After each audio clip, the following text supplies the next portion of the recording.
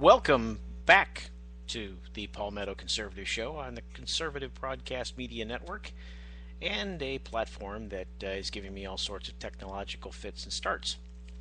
I'm your host, Jim Lee, and I appreciate you being here this evening. Hope your week has gone well. Mine was going great up until about 15 minutes ago when everything seemed to go to hell in a handbasket. But if you'll bear with me 1 second as we recollect our thoughts here and get the technology back to where it needs to be, we will be well underway. I am your host, Jim Lee, part political junkie, part technology geek, part commentator, and sometimes snarky agitator for the application of common sense and the pursuit of critical thinking in the marketplace of ideas, particularly as it relates to the Palmetto State. I don't profess to have all the answers, folks, just an awful lot of relevant questions, many of which I'm still struggling to get answers for. Here we are on this Wednesday, the 20th of February. One more Wednesday between here and sequester. And fear not, we're not going to be talking solely about sequester tonight, but hey, we can't miss the opportunity to examine the whole notion of the sequester from a different light. But before we get underway this evening, welcome in, usual and customary disclaimer here on the Conservative Broadcast Media Network, and particularly here at the Palmetto Conservative Show. I am not here to simply give a speech to display rancor or vituperation or to engender bitterness. I'm not here to throw around incendiary language, nor am I here trying to incite violence in any way, shape, or form. I am, however, attempting to inflame your senses and encourage you to join with me in trying to bring more critical thinking into the marketplace of ideas, and particularly into our political discourse, which these days is usually somewhere along the level of, "Oh yeah? Says who? Your mother." And that's about the extent of it. And those are some of the more intelligent exchanges we hear these days. Our goal here is to take on the kakistocracy. For those of you that are new to the Palmetto Conservative Show, the kakistocracy is a noun and a word that means government by the worst persons, or a form of government in which the worst persons are in power. One has a very difficult time, at least in my arena, trying to come up with an explanation or a defense to rationalize that what we have in the federal government is anything other than a kakistocracy. Mileage by your state may vary. Perhaps you live someplace where you have a solid state legislature. South Carolina would not be one of those. One of my favorite quotes, and one that is particularly fitting here for the Palmetto Conservative Show, comes from Plato. And he's attributed with having said that one of the penalties for refusing to participate in politics is that you end up being governed by your inferiors. One might well make that point of argument. So it has been an extremely busy week, what with trying to keep up with the ongoing kakistocracy, and never a day goes by where we do not have to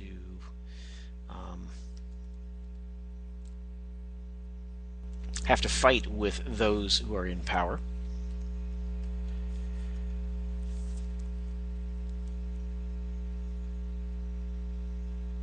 Because of their inability to understand what's in the best interests of we the people and what's in the best interest of our country. More often they're focused on their self-interests, which are usually election, re-election, and campaign contributions to support the two. And the only way that's ever going to change is when we change those who are there and get people in there who are going to serve as public servants, and do so by putting the people's interests and the country's interests above their own. Now, there are a lot of directions I intend to go this evening as I try and recuperate from a rather bumpy start, and I apologize for that here at the Palmetto Conservative Show. I can only blame my producer, and that'd be me. I don't quite understand what the problem is. Don't know if I'm running into some problems here on the switchboard or not, but we shall see.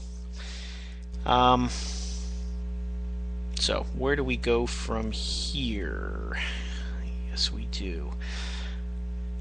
Just loading up a few things here so that we can continue forward this evening. Lots to talk about, and I almost don't know where to start because there is so much to talk about. But let me dive in here. Let's go ahead and jump off of this diving board first, and let's just get it out of the way. I'm not a fan of government. Not a fan of big government. Quite frankly, not a fan of too much government at all. The reason being is the government time and time again demonstrates that it does not do big things well. For that matter, it demonstrates time and time again that not only does it not do big things well, it actually makes matters worse. Case in point, the government is venture capitalist or venture socialism, depending on your perspective. We see the results of the overwhelming majority of their efforts to what's the catchword that our fearless leader uses? Invest. Oh yes, investments. Each of the government's investments in clean energy, and what that's resulted in. What it's resulted in is mostly closures and losses of jobs, wasted tax money, nothing in return to show for it. Not even some great research that could be further used. It's just crony capitalism. But here's another great example from none other than the Atlanta Journal-Constitution. Comes this story today that a committee was examining over $500 million in IRS contracts. Now, mind you, that's a $500 million, half of $1 billion, which is real money for most of us mere mortals. And the House Oversight Committee is investigating whether a personal relationship between an IRS employee and the owner of a computer company produced a series of government contracts worth $500 million. Now, Representative Darrell Issa, Republican of California, who chairs the House Oversight Committee, it writes that he's recently learned about a personal relationship between an IRS employee and Braulio Castillo, owner of Signet Computers Incorporated. Signet Computers' website lists the company's address as in Virginia and Washington, D.C. Although the name of the IRS employee has been blacked out, the IRS operates within the Treasury Department. Who else works in the Treasury Department? Oh yeah, Timothy Geithner, that paragon of virtue and responsibility, and that wizard of finance, who apparently couldn't file his own taxes and has proceeded to almost single-handedly destroy our economy. Although, to be fair, he had help from his former colleagues at the Fed. But I digress. Darrell Issa writes that prior to 2012, Signet Computers, which advertises itself as specializing in information technology issues, does not appear to have received any federal contracts. Since then, he writes, Signet has been awarded approximately $500 million worth of federal contracts, all but 180,000 of them from the IRS. So let's do the math here. 400 700 and, excuse me, 800 and, God, I can't even do my math. These numbers are so big. Give me a second while I peel off my shoes and socks here so I can do the math. $379,165. No, that's not right either. It's just a whole lot of money. Almost exclusively the entire contract was awarded since 2012. Since 2012. Just let me do a little quick math here. We want to be accurate here on the Palmetto Conservative Show. So, $499,819,165 out of $500 million were awarded to Signet since 2012. The fact that Signet Computers was able to secure federal contracts worth $500 million in a matter of months despite having no track record of past performance does cause one to raise many questions, ISA writes. A spokesman for the IRS, of course, declined comment. Apparently was in because they didn't respond to phone or email messages. Witnesses have told investigators with the Oversight Committee that the unidentified IRS staffer told several people that if they wanted their companies to receive contracts from the IRS, they needed to speak with Castillo. At best, this is a conflict of interest that runs afoul of federal acquisition regulation, ISA writes. At worst, the IRS may have a situation in which a contracting official is awarding sole source contracts based on false justifications or receiving kickbacks in exchange for government contracts. Really? Would that ever happen? Because, the federal government, they do everything much better than the private sector. And of course, heaven knows these types of things require the government, because we couldn't possibly have a system of taxation that was so easy that even a government official could manage it. We know we have to have an entire government agency. Gives me that warm, fuzzy feeling, doesn't it? Does it give it to you too? Not me. Not me, no. Anyway, I only somewhat digress. At the end of the day, what will come of this? The subcommittee has asked for a series of documents related to Castillo and Signet from the IRS that are expected to be delivered to the committee by March 6th so it can continue its investigation. Now, you have to ask yourself, if this one example in one of the largest and ever-growing agencies within the federal government has these kinds of things going on, how many more situations like this do we have that are going on across all the agencies of government? These are only the ones that we know about. And yet we're faced with this argument over sequester, which has nothing to do with cuts. Let me be clear, nothing whatsoever to do with cutting spending. All it does is reduce the rate of growth in spending. And only by Washingtonian math, only within the Beltway, does that qualify as a spending cut. It cuts nothing. But that said, we are arguing over whether or not we can come up with $85 billion in cuts in order to stave off the effects of sequestration, which we'll talk about a bit more after the break. And yet here's an example of $500 million in fraud, waste, and abuse, probably. And my guess is there's probably across a government as large as we have, clearly another 80 some odd examples of this. There's your cuts. There's your savings. That wasn't so hard, now was it? If only. If only. Well, you're listening to the Palmetto Conservative Show here on the Conservative Broadcast Media Network.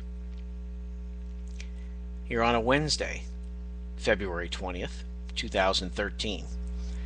We're off to a bit of a rocky start, but I think I'm beginning to settle in to the chair, as it were. And here's hopes that as we come back the other side of this break, that all will be well and that we'll be able to march on. Stay tuned. We'll be back in just a moment.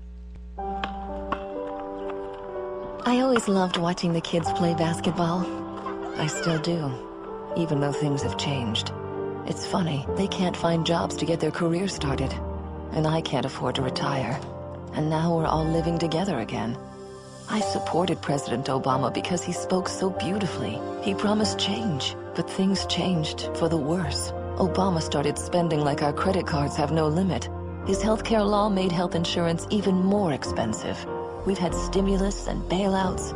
Obama added almost $16,000 in debt for every American.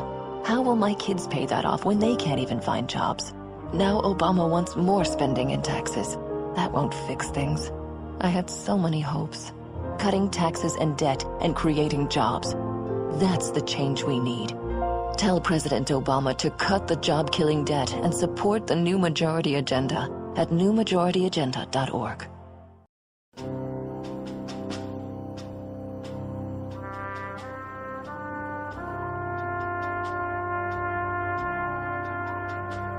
From Iraq and Afghanistan,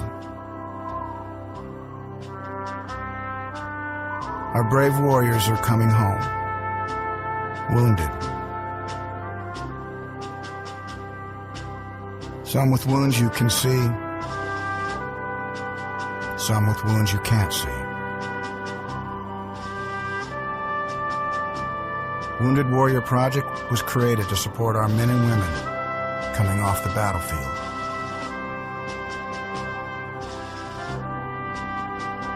Please help carry these warriors the rest of the way home. Get involved at woundedwarriorproject.org.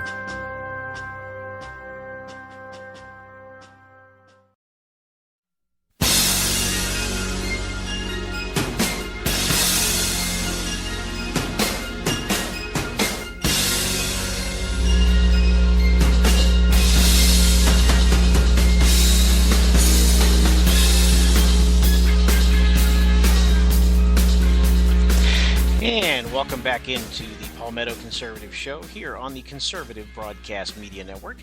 I'm your host, Jim Lee. Hope you are still with us, and I hope that the sound is still with us as well. Anyway, when we last left you, after offering yet another example of government effectiveness and efficiency, we have more governance and oversight in our government than one can imagine. There are inspectors general all over the place and whistleblower programs and you name it, we've got it. We have more than enough oversight, but yet we don't seem to see anything we're looking over.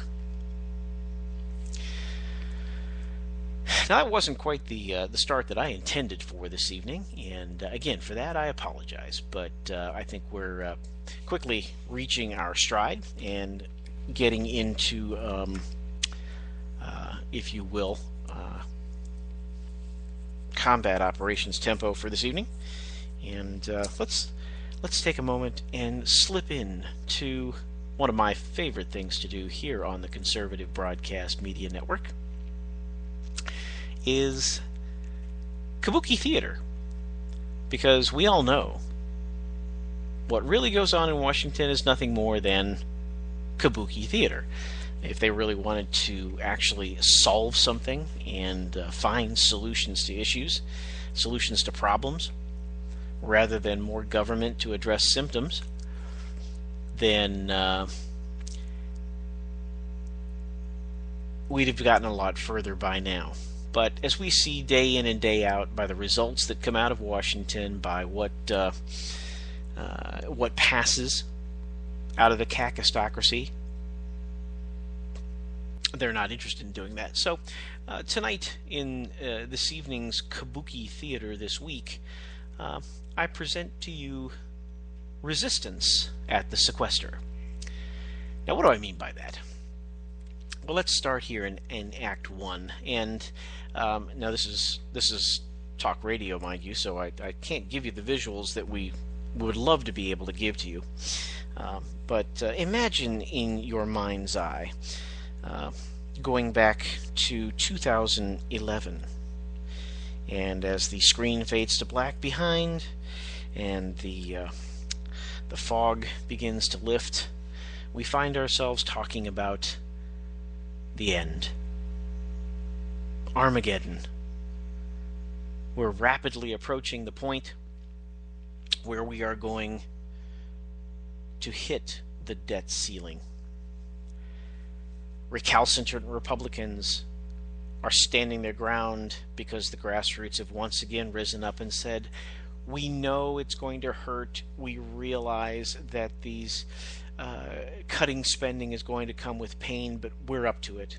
We're ready to man up. We're ready to put on our big boy and big girl pants, and we'll deal with the consequences of fiscal responsibility. Don't raise the debt ceiling. So what happens? Because, quite honestly, the Republicans didn't have the courage of their convictions at the time. Backroom deals were made, discussions took place, all at the leading of none other than President Obama. A deal was made. A deal in which, in exchange for increasing the debt ceiling, commitments were made to find places to cut spending. And just to make sure that, by golly, those cuts really will take place, we're going to go ahead and put in place a recipe for right now, because we don't have time to do the hard work to debate and really, think about what we're going to do. What we'll do is how about we put this thing in place? We'll call it the Budget Control Act. And in there, we'll go ahead and stipulate some mandatory spending cuts. And we'll do it in such a way that it'll be unpalatable to both Republicans and Democrats. And so that there will be incentive there. It'll be a proverbial carrot and stick sort of situation, where the carrot is that we can go back and negotiate and figure out ways to have a balanced approach to cutting spending. And the stick is, if we don't, well, then these across the board cuts will take place, and those cuts are going to hurt, right in the wheelhouse of both the Democrats and the Republican. The Democrats, well, it'll be that discretionary spending that's all there for people and for government and all the programs that are necessary to help the people. And the Republicans, well, it'll contain cuts that'll hit them right in their wheelhouse, because we know they're all warmongers and hawks and military-industrial complex cronies, and that they won't want to see those cuts take place. So this will do it, and we'll call it the Budget Control Act. But we need to come up with a term or something here so that the public really doesn't understand what the hell we're talking about. So what we'll do is we'll coin a term, and it'll mean absolutely nothing to anybody, because really what we're talking about isn't really cutting anything across the board. We're just going to cap the rate of growth across the board. So it's not really a cut in so much as it's kind of a governor, if you will, on top of the spending engine. And so we'll do that, and we'll call it, I know what we'll call it. We'll call it sequestration. Yeah, that's what we'll call it. We'll call it sequestration. And so it is written. In 2011, a bill was passed through the House and through the Senate, and sent to the president for signature, and the president happily signed the bill. The Budget and Control Act is now the law of the land. And just so that everyone knows that we're serious, we'll make sure that everyone knows now that this is signed, it's time to get serious.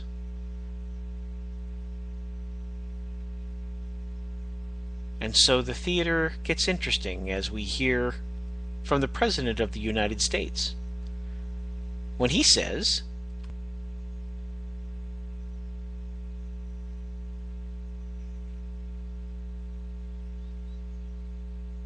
or I hope he says,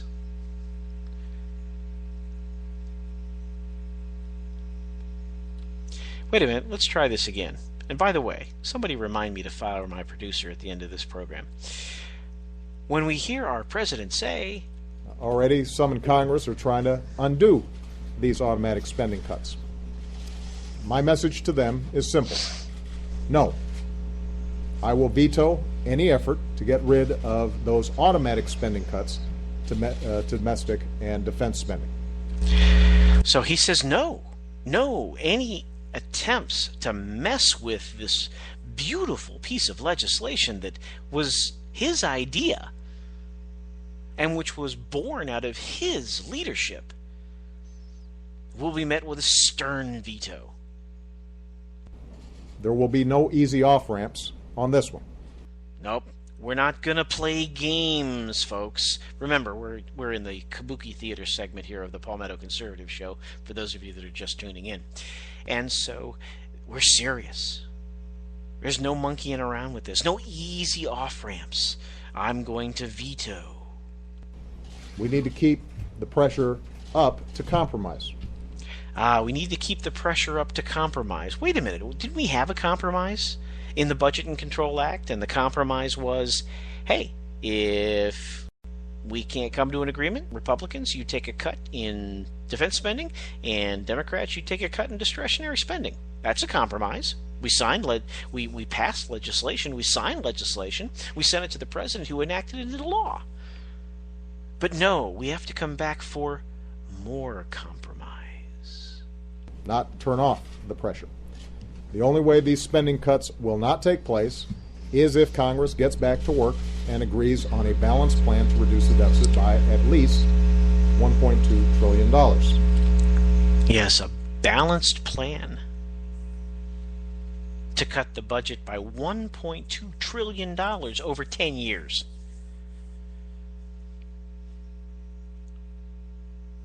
$1.2 trillion over 10 years.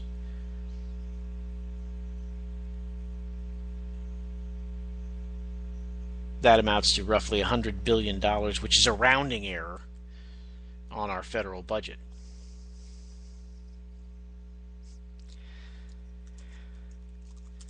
So,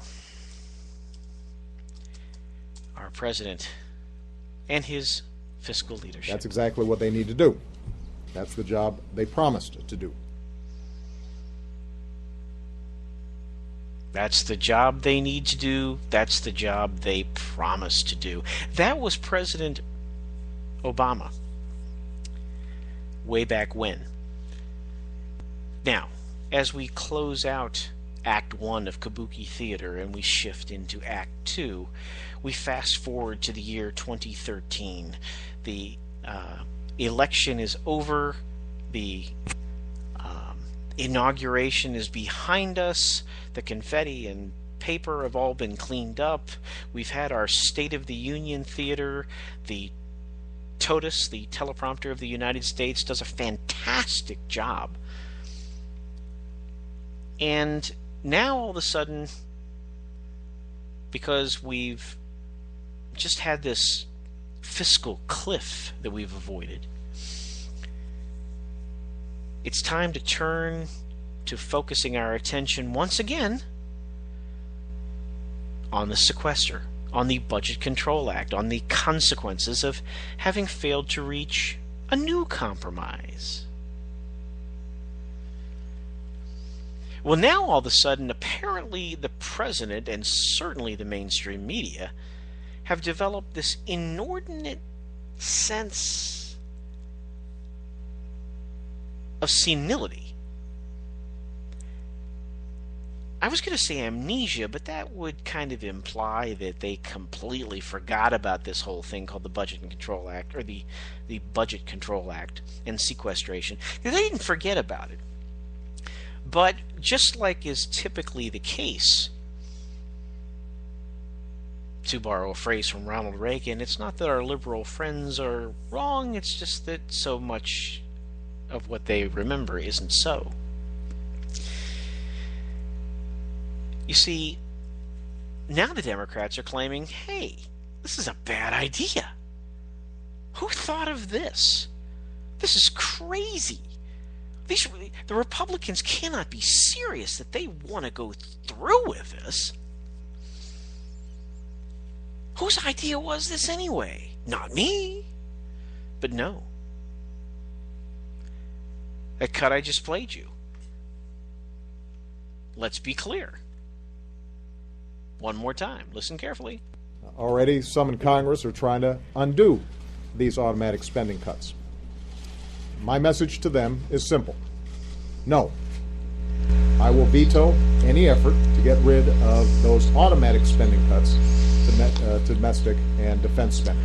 So the president, who was willing to veto any effort to undo those automatic cuts, now is scared to death to see those automatic cuts enacted. So, my question, Mr. President, is here in Act 2 of Kabuki Theater this week. Were you being insincere or unserious then? Or are you being insincere and unserious now? Because make no bones about it, you've made it absolutely abundantly clear, Mr. President, that your definition of compromise is capitulation, my way or the highway, Chicago-style thuggery, and that you have no interest whatsoever in finding a truly balanced solution to the problems that we face. A truly balanced solution to find legitimate cuts that actually result in, well, cuts, reductions in spending.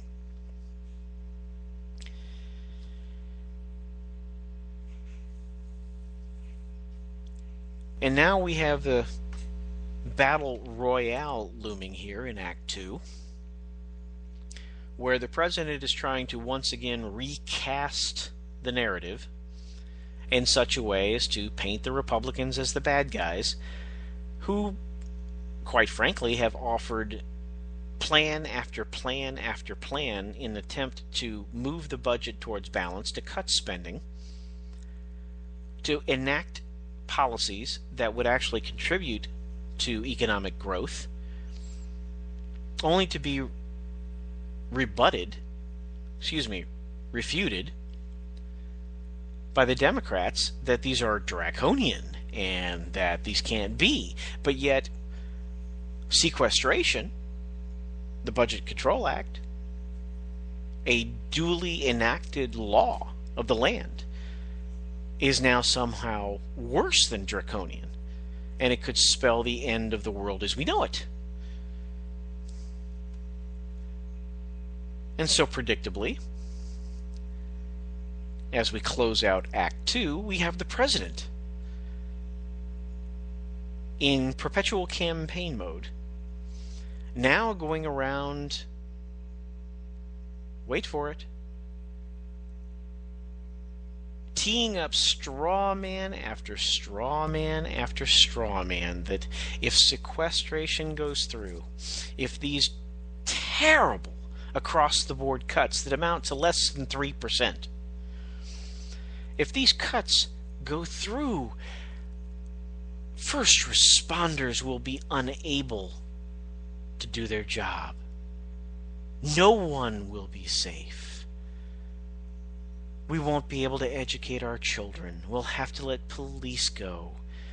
And Head Start will be cut, and this program will be cut, and all these other things will be cut and cut and cut and cut. Well, explain to me why all these things are being cut when all we're talking about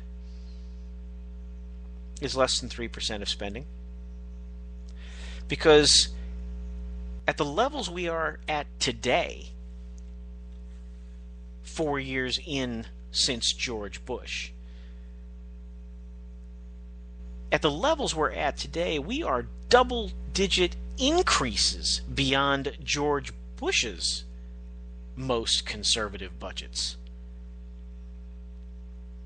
And I use that term very loosely. George Bush was no fiscal conservative in my book. Now, he wasn't a socialist liberal either, but he was by no means a fiscal liberal. So in 4 years, we have grown the federal budget by so much that the baseline from which we're having this argument is completely distorted. But that's where we find ourselves here at the end of Act 2 of Kabuki Theater, with the president out there teeing up straw man after straw man. So if you can visualize the end of Act 2 as the curtain begins to come down and the lighting dims, imagine zombies, straw man zombies walking across the stage saying over and over, "We're gonna be cut. Public safety, firemen, teachers, garbage collectors, public employees," so on and so forth. All of these false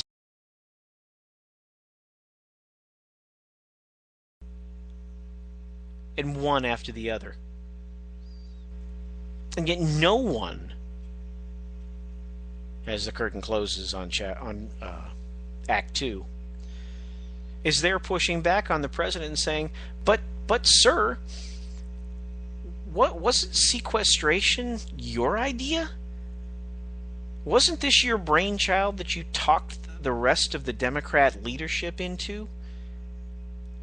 Wasn't it your encouragement that actually got Harry Reid off of his lazy rear end to actually do something in the Senate? As atrocious as it was?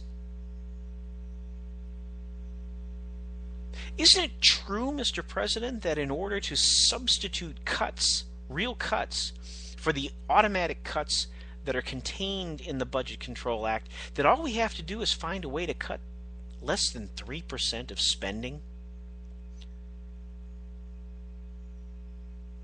Isn't it true, Mr. President, that you haven't submitted a budget on time again this year? Isn't it true, Mr. President, that your party's led Senate has failed to pass a budget in over 4 years now? Isn't it true, Mr. President, that you keep asking for a quote-unquote balanced approach when the balance that you got in the fiscal cliff deal was $44 of spending, $44 of tax increases for every dollar in spending cuts? Hardly seems like balance to me. Isn't it true, Mr. President, that this is simply evidence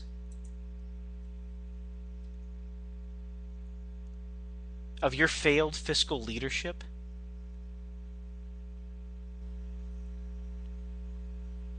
And isn't it true, Mr. President, that what we're seeing demonstrated once again, but more clearly than we've seen it ever before, is that these are the consequences when your governing strategy, your sole governing strategy, is simply politics?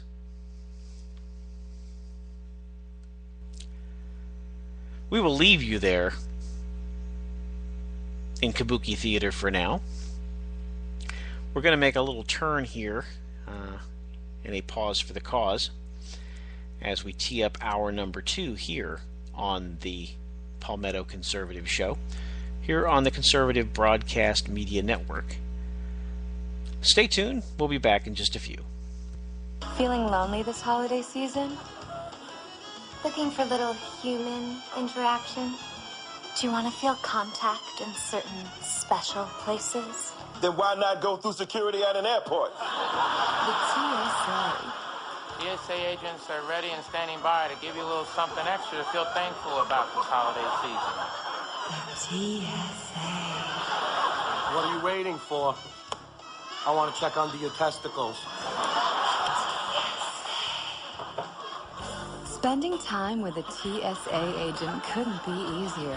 Simply book a flight departing from any American airport. When selected for a full body scanner, say no. You'll be pulled aside by a TSA agent, and that's when the fun begins. And you never know who your agent will be. It could be me. Or me. Or even me. But it's probably gonna be us. Take off your damn shoe. The TSA. It's our business to touch yours.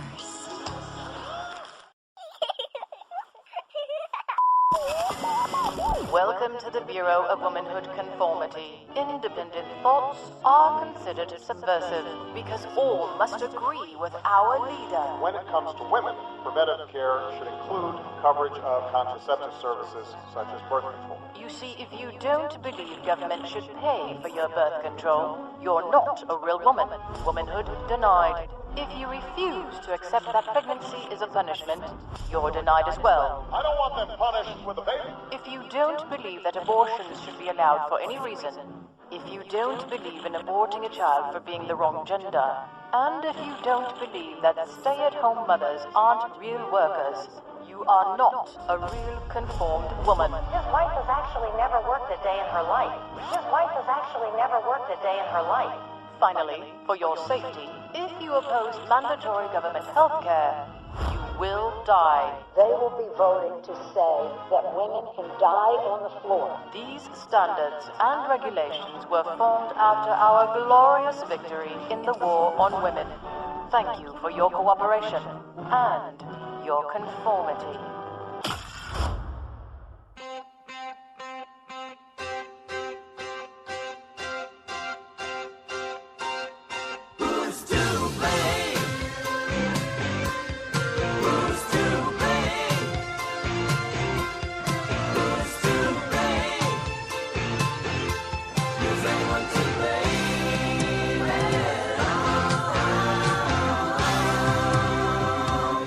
You've got your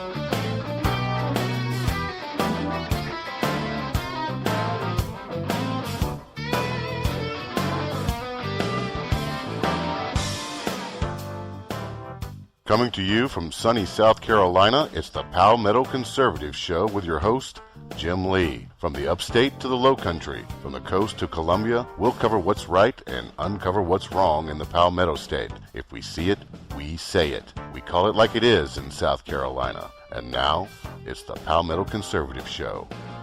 Let's jam.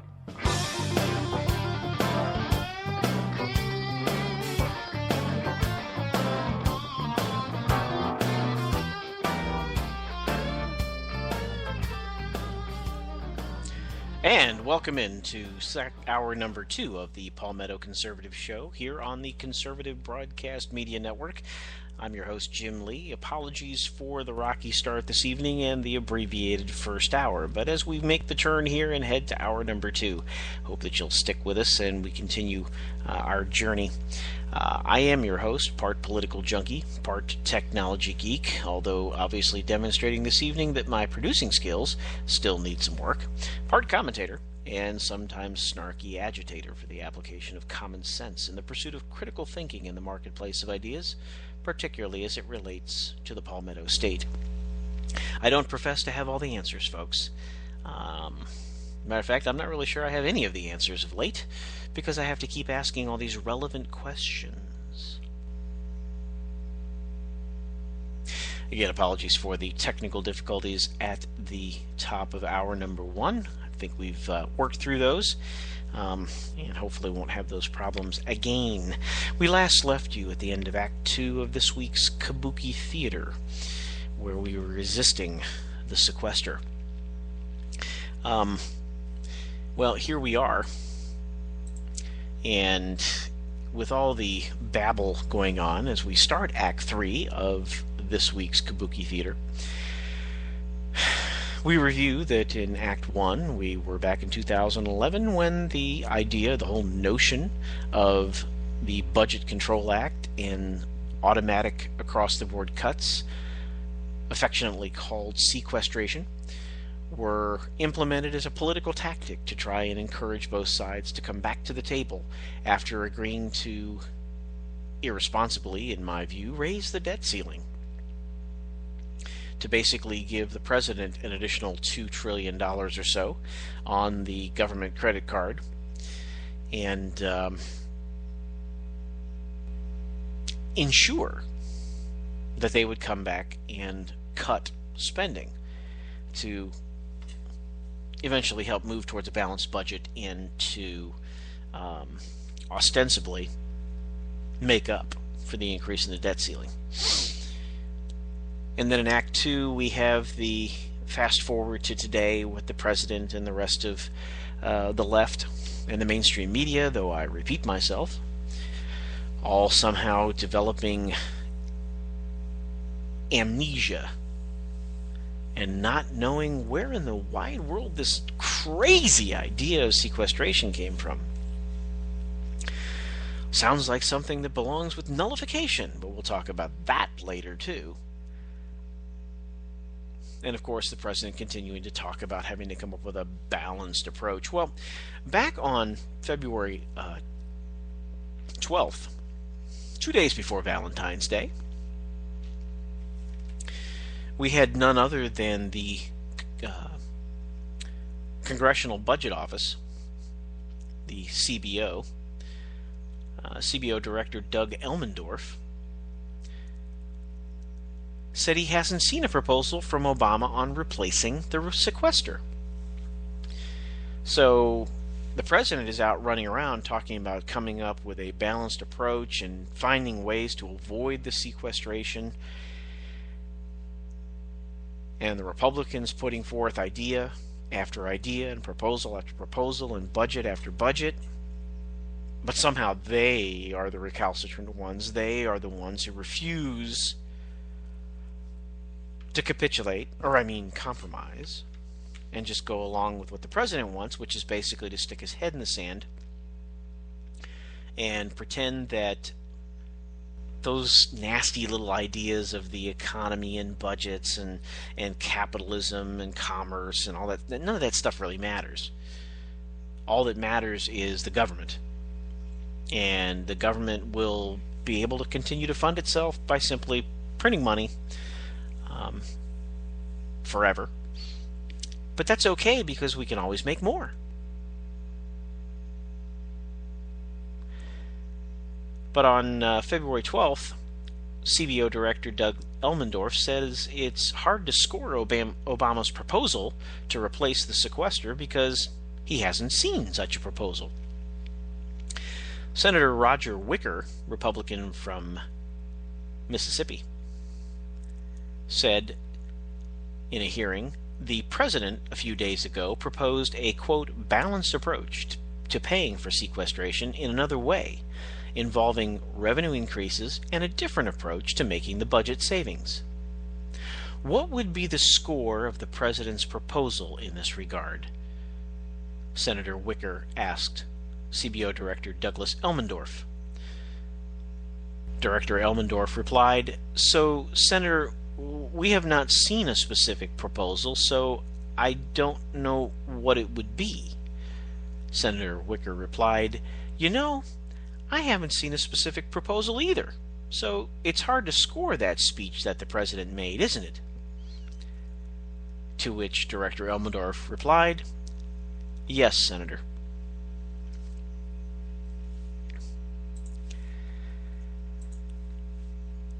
And if that weren't enough,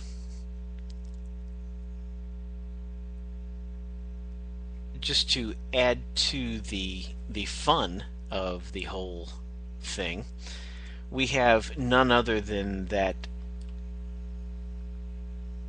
incredible intellectual and superior leader, Nancy Pelosi, trying to explain to us what exactly it is that's going on here in Washington around the notion of sequestration, here in Act 3 of Kabuki Theater. This week on Capitol Hill we have a tale of two priorities. Democrats want solutions, Republicans want sequesters. Yes, of course Democrats want solutions, provided those solutions are their solutions, provided Democrats get their approach. And what is their approach? Well, everyone is working. House Democrats are working, the Senate is working. House Democrats are working, and the Senate is working. How's that working out for us so far, Madam Pelosi? On their proposal, which you have seen, the Senate Democratic proposal. The Senate Democratic proposal. Now, mind you, this is House Minority Leader Pelosi. I'm here with my colleague, Congressman Chris Van Hollen, who has excellently led the Democrats on the Budget Committee. Excellently led. I think what you mean to say, he has led with excellence. But as far as leading goes,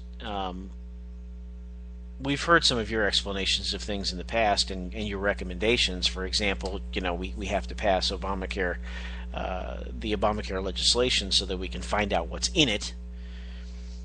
Your demonstrated inanity.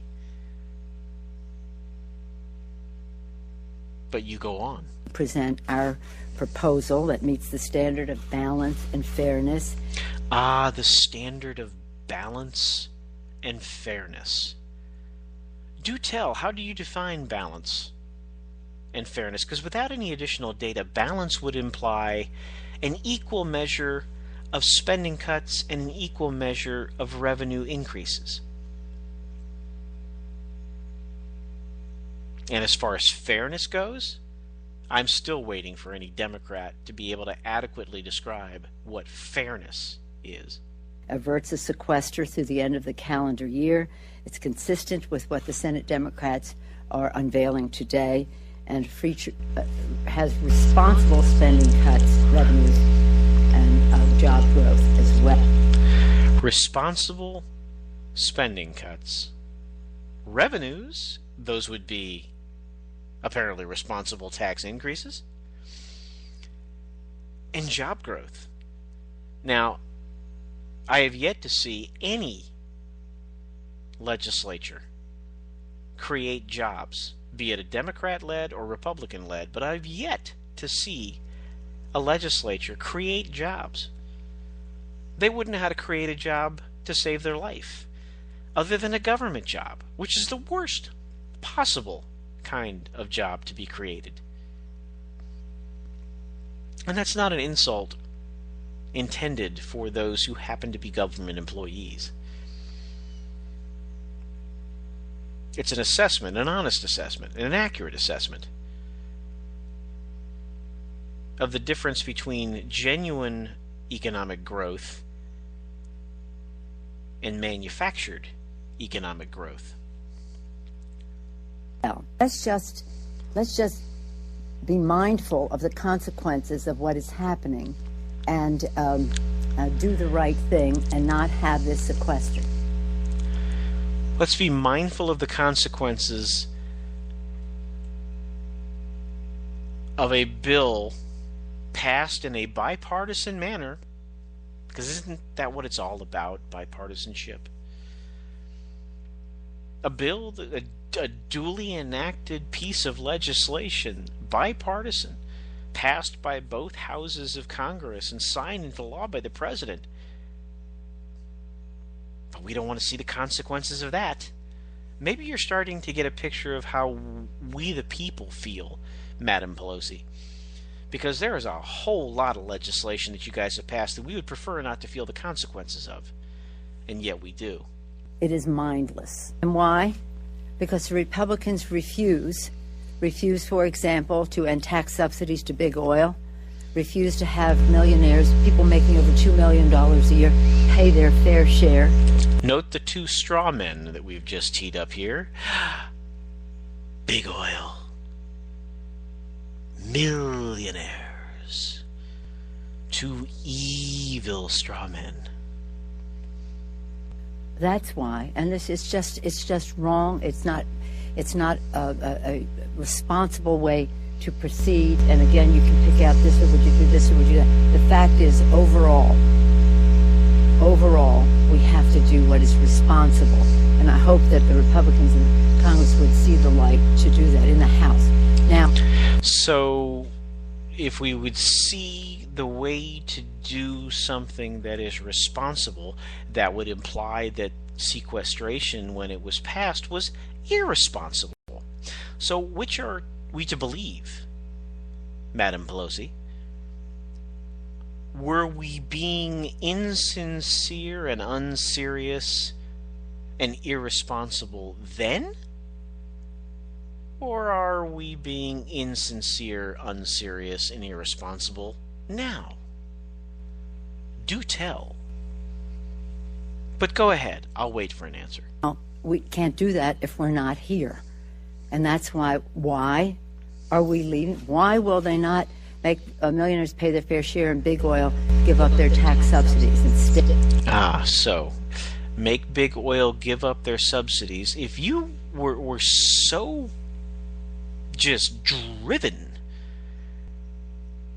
to demonize big oil and remove their subsidies, why in the heck didn't you, when you were Speaker of the House, when Democrats controlled the entire Congress and the White House for 2 years, where you could have rammed all this legislation through and removed those subsidies and taxed the snot out of the evil rich making more than $1 million or $2 million, whatever today's standard is, the standard du jour? Why didn't you pass it then? You had a perfect opportunity. To take it out on the public safety, the education of our children.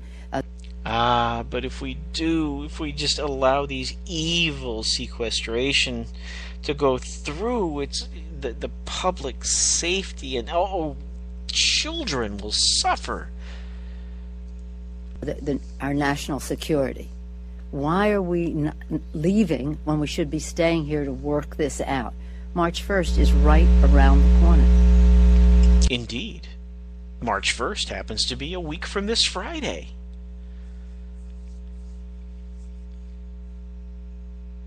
Now, I appreciate the fact that Representative Pelosi has the skills to read a calendar.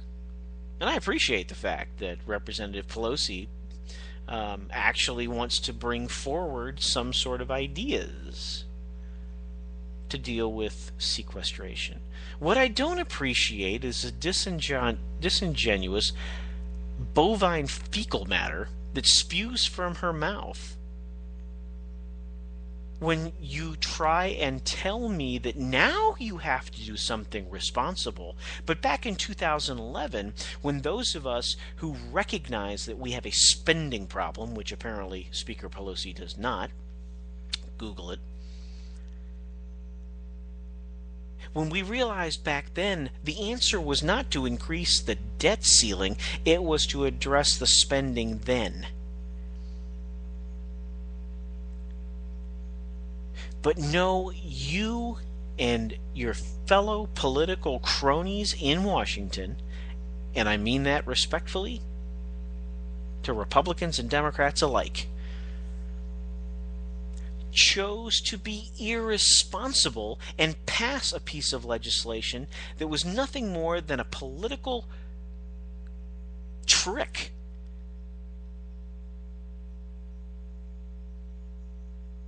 to manufacture yet another crisis, to put us $2 trillion more in debt, and not solve one iota of the problem that we face.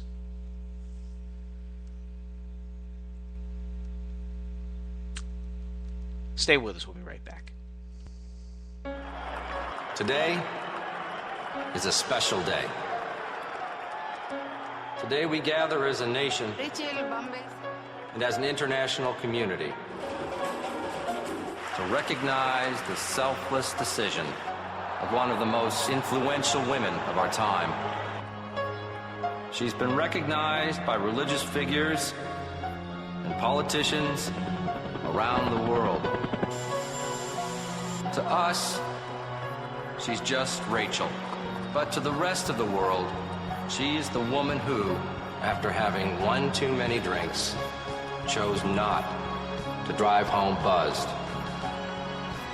Here today to honor Rachel is the family whose lives she spared. Save a life. Don't drive buzzed. Buzz driving is drunk driving. I was in chronic pain, and my family struggling to make ends meet, food and gas prices going up, even keeping my job was iffy. Then I learned about a new miracle drug made in Washington, D.C., Spenditol. Spenditol is Washington's answer to all the painful problems Americans face. How to borrow $800 billion for a stimulus that didn't create jobs or fix the economy? Spenditol. Spenditol is not for everyone. Side effects may include a mountain of government debt piled on our kids, a sudden loss of freedoms, higher prices for everything, leaving our kids a lesser America than we had. Ask your doctor or congressman if your conscience is strong enough for Spenditol. And it's so popular in Washington, we have to borrow, import trillions more of it from China. Spenditol makes you feel better now and pushes off the really bad stuff till later, for them to deal with. Call the White House and Congress. Tell them, stop spending it all.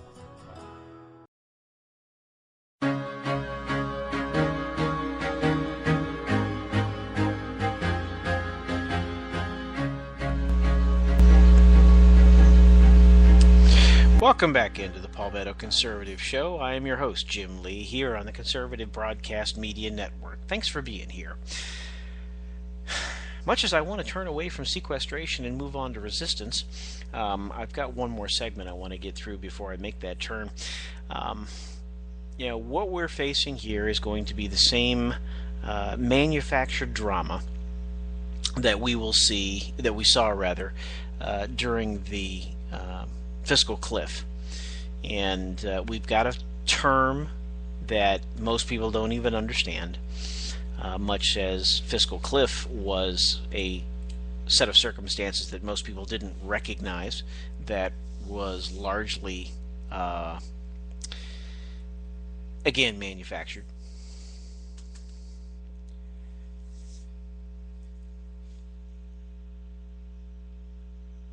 So the president will do everything he can to engender fear, uncertainty, and doubt as we draw closer to this. So, looking at a different perspective, in the American Spectator this week, Peter Ferreira posted a great article, actually it was today, is once again playing you again and defiling his own office as he does so. President Obama told America yesterday morning that if the sequester goes through on March 1st, quote, it will eviscerate job-creating investments in education and energy and medical research. Emergency responders like the ones who are here today, their ability to help communities respond to and recover from disasters will be degraded. Border Patrol agents will see their hours reduced. FBI agents will be furloughed. Federal prosecutors will have to close cases and let criminals go. Air traffic controllers and airport security will see cutbacks, which means more delays at airports across the country. Thousands of teachers and educators will be laid off. Tens of thousands of parents will have to scramble to find childcare for their kids. Hundreds of thousands of Americans will lose access to primary care and preventative care like flu vaccinations and cancer screenings. So these cuts are not smart. They are not fair. They will hurt our economy. They will add hundreds of thousands of Americans to the unemployment rolls. This is not an abstraction. People will lose their jobs. The unemployment rate might tick up again. End quote. This language is so far from reality, says Peter Ferreira, that it defiled the White House like it has never been defiled before.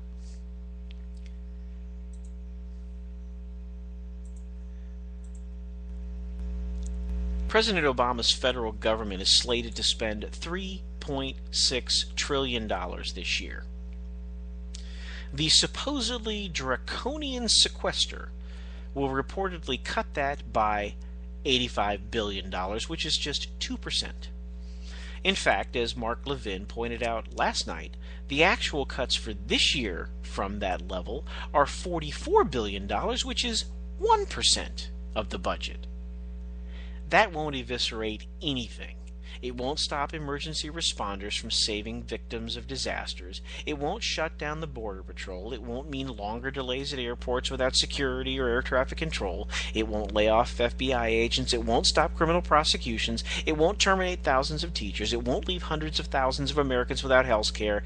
And it won't add hundreds of thousands of Americans to the unemployment rolls. All that is paid for with just 2% of federal spending. Even after the fearsome sequester, the federal discretionary spending will still be $60 billion more than in 2008. The government's own Government Accountability Office has identified $125 billion in government waste that can be cut without hurting anybody. Just as I said above about the effects of such tiny cuts. What all the weeping and wailing and gnashing of teeth means is that Obama and the Democrats think even cutting federal spending by 1 to 2% is the end of the world. But after the sequester goes through, only a few hundred Americans out of 300 million will even notice any effects at all. And the sequester will help the economy, not hurt it. The sequester means the federal government will not drain another $1.2 trillion over the next 10 years out of the market economy, but it will leave it in the market to contribute to higher production. How does the federal government borrowing or taxing that money out of production in the private sector and using it to hire more bureaucrats or to spend on more welfare for people who are not working and not producing contribute to more jobs, more hiring, more economic growth, and more prosperity?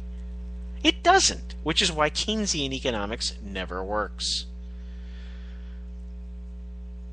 Obama's retrograde last century thinking is why the economy still hasn't recovered from the last recession, almost 4 years after the recession was officially declared over. What we have is the worst recovery from a recession since the Great Depression, and maybe before. The other 10 presidents who suffered a recession during their terms since the Great Depression saw the economy roaring back within a year or two after the recession. But that was before Obama transformed our formerly world-leading sole superpower country into just another banana republic. Too bad the sequester is not 6 times as large, which is the amount of spending cuts Paul Ryan will propose in his budget next month to zero out the deficit and balance the budget entirely in 10 years. Obama came back from his weekend golfing with his buddy Tiger Woods to complain yesterday that Congress hasn't done its job. But what about Obama doing his job? He was required by law to produce this year's budget proposal weeks ago. Where is it? You think he could have stayed home last weekend and made sure his work was done? But Obama showed up yesterday complaining about what others haven't done, saying we were facing that awful sequester because, quote, unfortunately, Congress didn't compromise. They haven't come together and done their jobs. And so as a consequence, we've got these automatic, brutal spending cuts that are poised to happen next Friday. The Republicans, however, have done their job. The House passed a bill designating $1.2 trillion in rationalized cuts over 10 years to replace the more arbitrary sequester cuts weeks ago. If President Obama and the Democrats disagreed with the Republican cuts, it was their job to pass what they wanted instead through the Senate. Then the two bills would have gone to a conference committee, which would have ironed out a compromise between the two bills. But we got no action at all from the Democrats. Just as the Senate has not produced a budget in several years, it didn't act on the Republican House bill on the sequester at all. That reflected the failure of leadership by President Obama, who did nothing to specify his own proposals and push them through the Democrat majority Senate. But Obama did produce a lot of talk and badly confused and dishonest rhetoric. Obama said yesterday, so far, at least the ideas that the Republicans have proposed ask nothing of the wealthiest Americans or biggest corporations, so the burden is all on first responders or seniors or middle-class families. Or the $125 billion in identified government waste. They double down, in fact, on the harsh, harmful cuts that I've outlined. They slash Medicare and investments that create good middle-class jobs. And so far, at least, what they've expressed is a preference where they'd rather have these cuts go into effect than close a single tax loophole for the wealthiest Americans. Not one.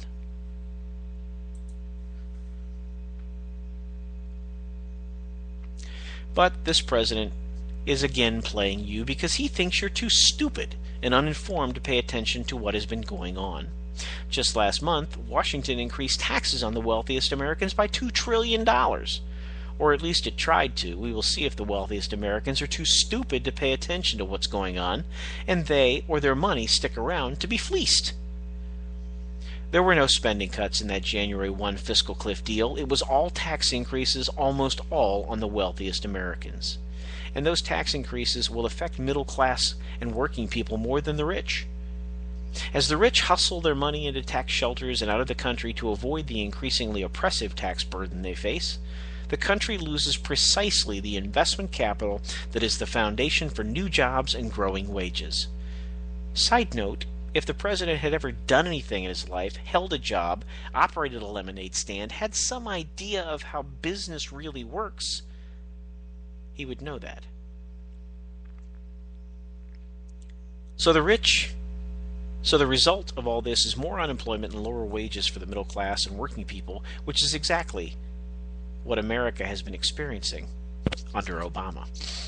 Moreover, only President Obama and the Democrats have slashed Medicare when they passed Obamacare in 2010, which cuts trillions actually in future Medicare spending by adopting payment formulas that would pay doctors and hospitals that are expected to provide the health care to seniors even less than Medicaid pays to doctors and hospitals for health care for the poor.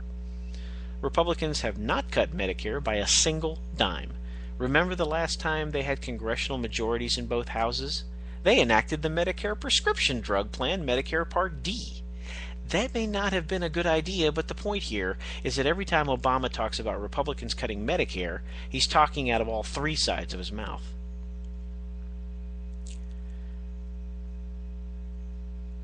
President Obama also persisted yesterday in spreading the dishonest falsehood that billionaires pay lower tax rates than their secretaries. That is based on a cartoon version of our tax code.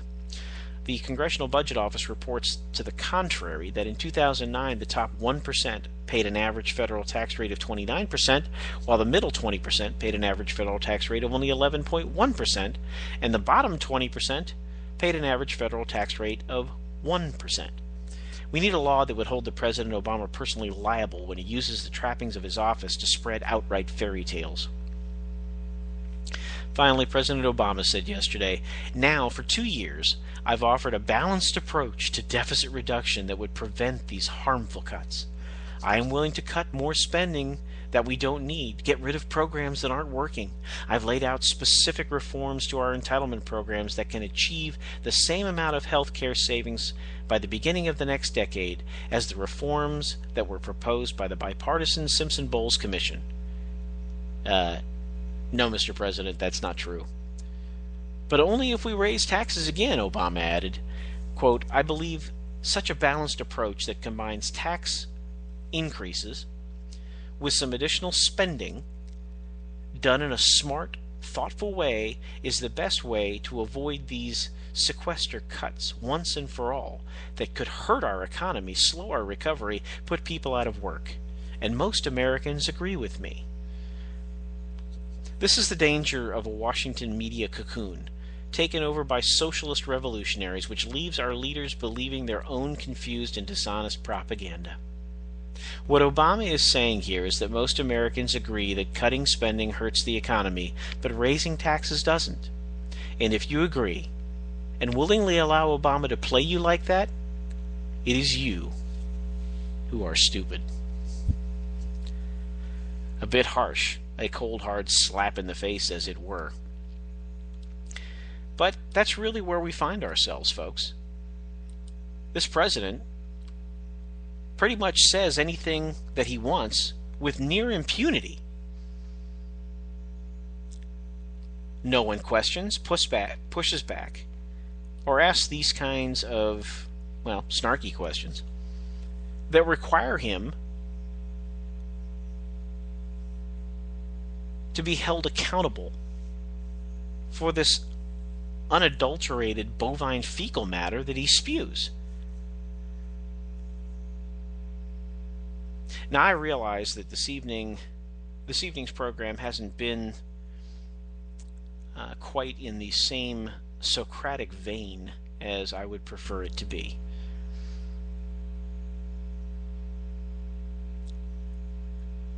Much rather have spent time this evening decomposing these things that the president and his minions in the Congress supposedly espouse, and to consider their ideas based on the merits of their argument. But that's impossible to do when there is no argument to be had. When the left and the Democrats in Congress and their willing accomplices in the mainstream media, or as my friend likes to call them, the secular progressive press, when all they have are falsehoods and straw man arguments that are not based on anything in fact, but merely emotion,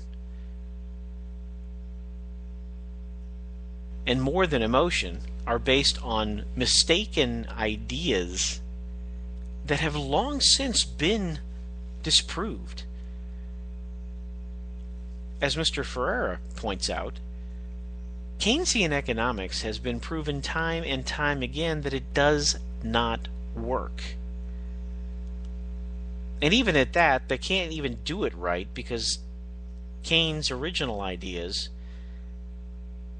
were wrapped around the notion of not only government spending, but targeted government spending,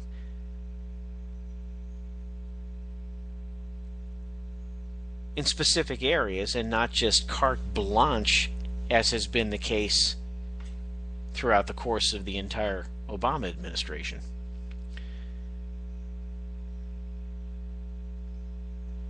But the hysterics that we keep hearing coming out of this White House I do not expect will stop anytime soon. Until, and only until, we the people rise up and insist that the media do its job, and if they're not going to, that we do it for them. And we hold this president accountable by holding our Congress accountable and insist that they push back.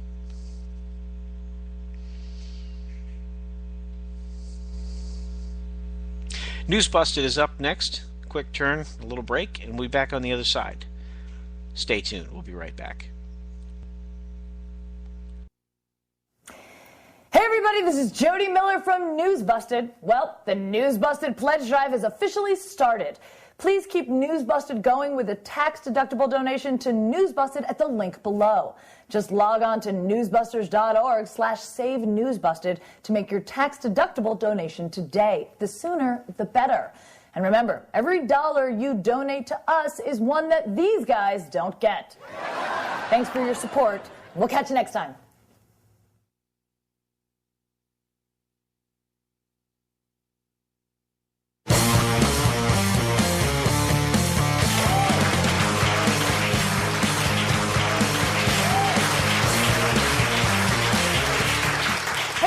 Welcome to News Busted. I'm Jody Miller. Let's get started. Hold on.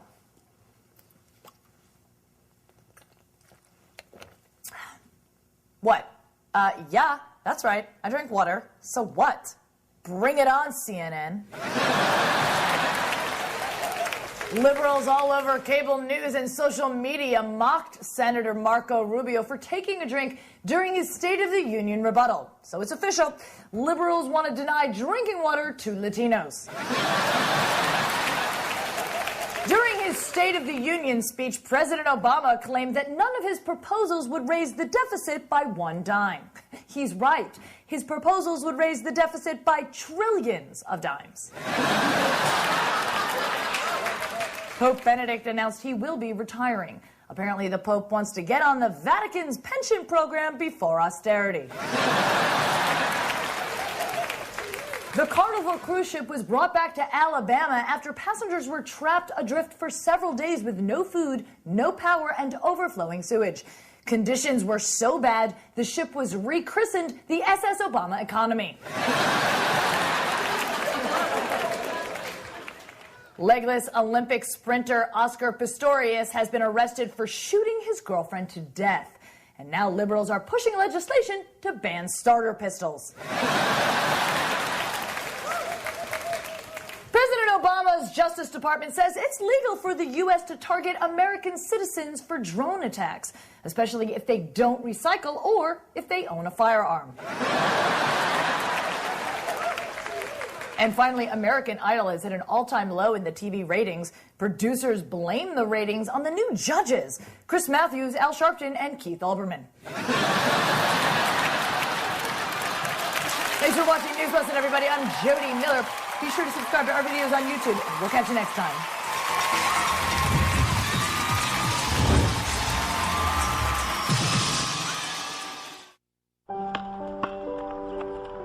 I always loved watching the kids play basketball.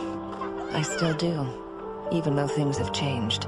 It's funny, they can't find jobs to get their careers started. And I can't afford to retire.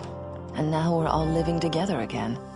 I supported President Obama because he spoke so beautifully. He promised change, but things changed for the worse. Obama started spending like our credit cards have no limit. His healthcare law made health insurance even more expensive. We've had stimulus and bailouts. Obama added almost $16,000 in debt for every American. How will my kids pay that off when they can't even find jobs? Now Obama wants more spending and taxes. That won't fix things. I had so many hopes. Cutting taxes and debt and creating jobs. That's the change we need. Tell President Obama to cut the job-killing debt and support the New Majority Agenda at newmajorityagenda.org.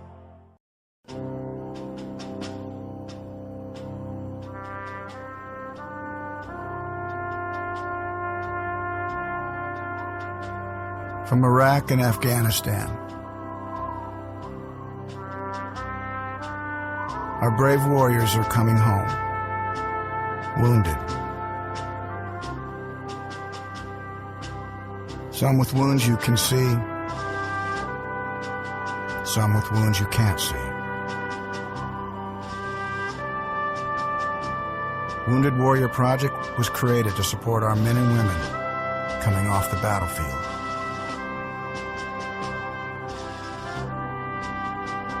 Please help carry these warriors the rest of the way home. Get involved at woundedwarriorproject.org.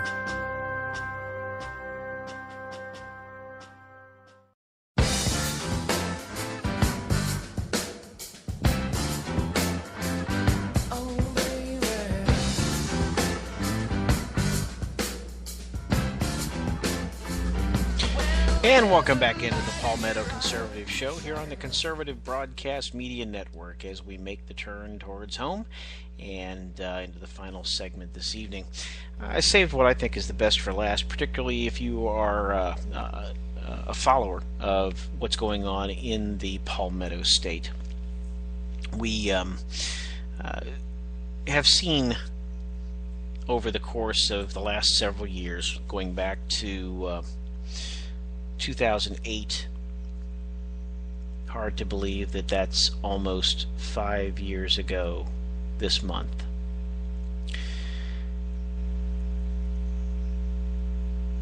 In 2008, with the push for the bailout, the TARP funding,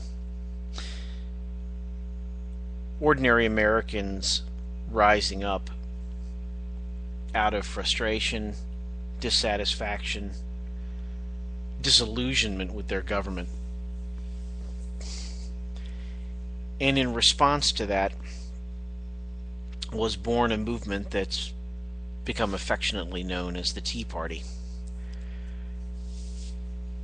And it was based on a combination of two things. The abbreviation Taxed Enough Already, or T, and the nostalgic reference back to an act of resistance by the people of the colonies to that famous Tea Party that occurred up in Boston Harbor. And we saw over the course of 2009 rallies take place where ordinary people of every walk of life, of every color and stripe, come out and to peaceably demonstrate and to exercise their First Amendment rights of freedom of speech and freedom of assembly and the right to petition their government for redress of grievances, and to make their voice known and to register their dissatisfaction with the direction of our country and the decisions of our Congress, and to do so in such a way, again, peaceably, but in a way that, unfortunately, at the point in which these things took place in 2008, it was really too late to have much of an impact at the ballot box. Not to mention the fact the Republicans ran a lame candidate, and the Democrats, well, quite frankly, kicked the Republicans' tails up and down the electoral football field in 2008. But ordinary people of all walks of life came out, and in doing so, registered their complaints. And there were rallies throughout 2009. During that time, I was a candidate for the United States Congress in the 4th District in South Carolina, and I attended more than my fair share of concerned citizens groups meetings. Everything from staunch fiscal conservatives to libertarians with "Don't Tread on Me" flags to Tea Party patriots and all sorts of different groups that may have had specific issues that were their number one priority, but at the end of the day, they were all liberty-loving people who were fed up with a government that spends too much, taxes too much, and continues to reach beyond the enumerated responsibilities of the Constitution and interferes into our daily lives. Well, all across the country, this coming Saturday, there is what's being called a National Day of Resistance. And in South Carolina, up in Greenville, there will be a Day of Resistance rally. And the intent is, much as I articulated at the beginning of my programs, not to incite violence, engender bitterness, but rather to try and spur ordinary people into action.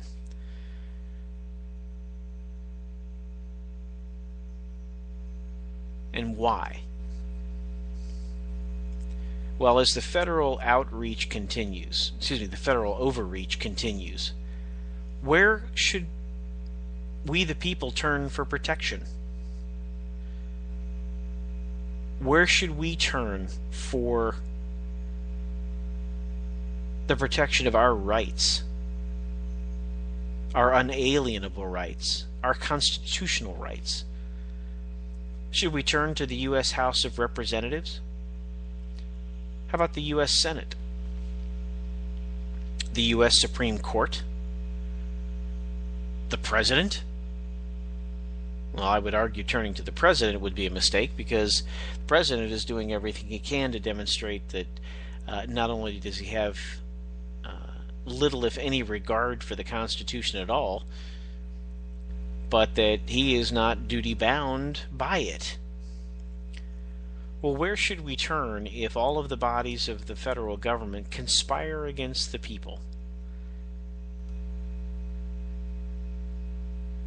Well, in Greenville, South Carolina, on Saturday, February 23rd at 10 a.m., at the Greenville County Government Complex, or County Square on University Ridge in Greenville, they will hold a rally to answer those very questions.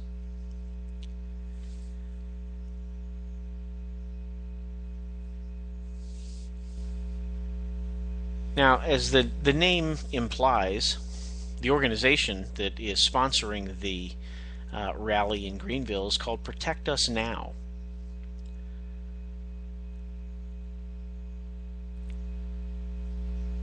What kind of protection are they looking for? Are they looking for the kind of protection that one would expect from the federal government against all enemies, foreign and domestic? No. They're looking for protection and preservation of their individual rights. So they are going to come out and exercise their First Amendment rights of freedom of speech and freedom of association. They are going to come out and educate and motivate and encourage like-minded citizens who are interested first and foremost in liberty, to come out and learn ways in which they can get more involved, where they can stand in the gap and encourage their state legislature, in this case South Carolina, to stand up for the rights of the people.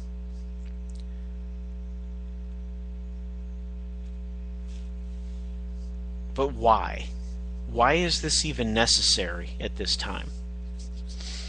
Well, in South Carolina, there are many, including myself, including me, who believe that Obamacare is not merely a bad idea.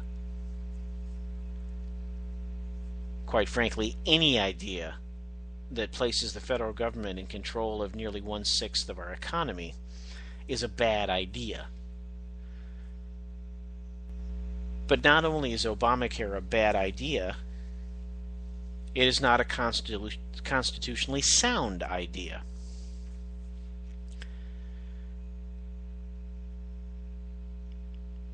In South Carolina, we believe that the efforts by the federal government to find new and innovative ways to restrict our Second Amendment rights is yet another bad idea.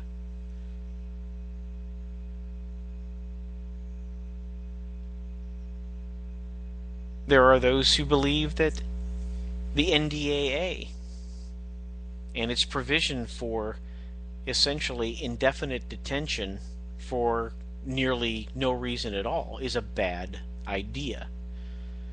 And in South Carolina, specifically, efforts to try and usurp the notion of homeschooling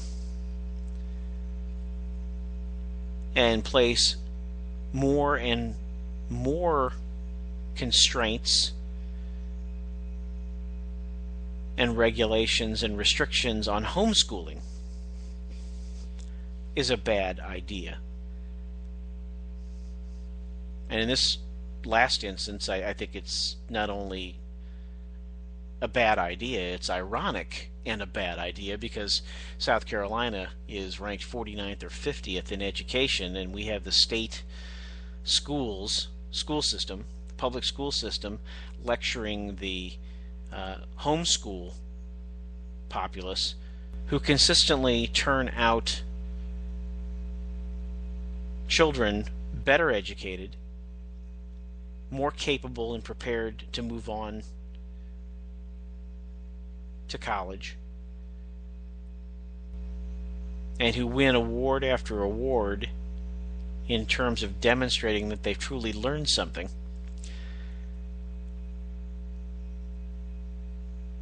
That somehow they should be lectured to and controlled by the public schools, which in South Carolina struggle to even graduate half of the students who enter high school in the first place.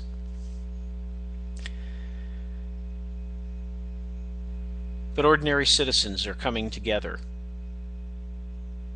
as part of a nationwide energy on Saturday, February 23rd, which is a National Day of Resistance,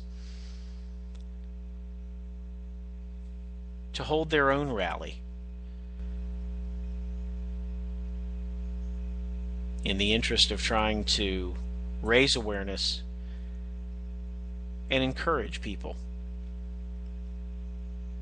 to stand up for their rights.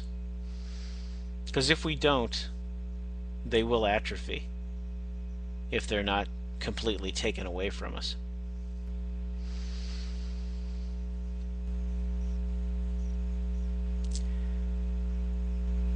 This is not simply a partisan issue. This is not something that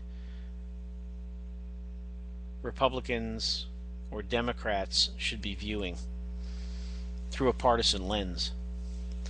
Rather, they should be looking at this for what I believe it to be: a watershed moment in America's history. Now, those are some pretty tall words, pretty tall claims. But I believe what we are witnessing is the confluence of events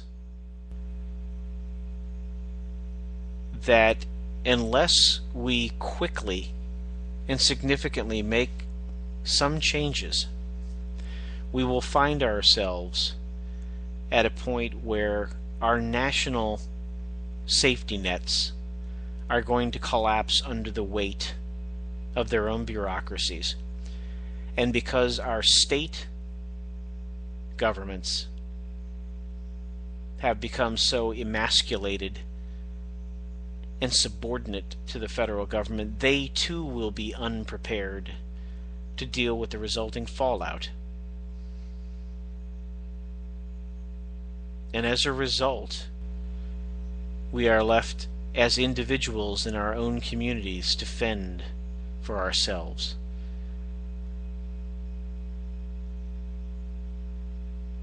And if you've witnessed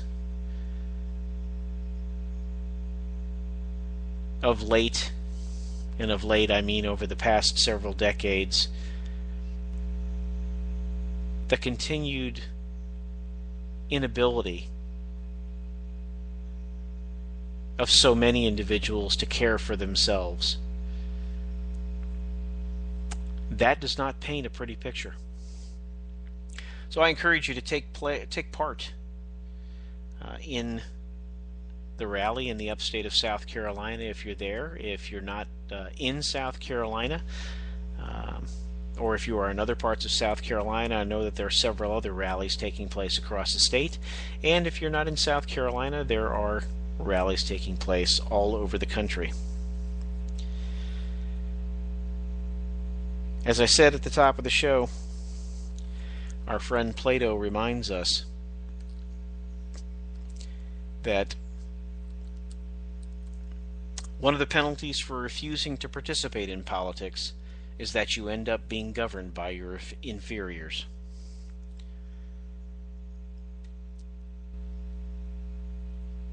Our republic is not intended as a spectator sport. It can only survive if we have an educated, an informed, and an active public. Now's the time. Well, I hope you've enjoyed the program for this evening. I certainly enjoyed being here to bring it to you. Thanks for putting up with the technical difficulties this evening. God willing, we'll be at Sequester Countdown next Wednesday. Hope you'll come back here and join me on the Palmetto Conservative Show here on the Conservative Broadcast Media Network. Take care, folks. We'll see you next week. Loving you isn't the